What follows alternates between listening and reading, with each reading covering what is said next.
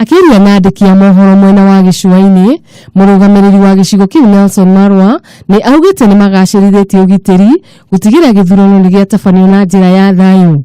The government is also focusing on the general security in the region. The main agenda ya serikali ni security ya wananchi.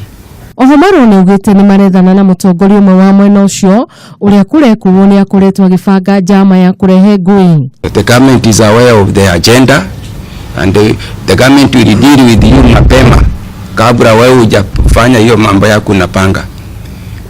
Utashtukia watu wako kwa mlango wako. Marwa ni augite honge cia ugitiri ni ikuera ikinya mundu wothe okugeria guthararia thayu mwena ucio. Ningĩ ni atĩtĩrithĩtie atĩ mikana ĩrĩa ĩkoretwo mwena wa Lamu na Tana River no ĩgũthiĩ na mbere. The cafe in Lamu and Tana River will go on until those are suburbs are done away from that forest, no matter what.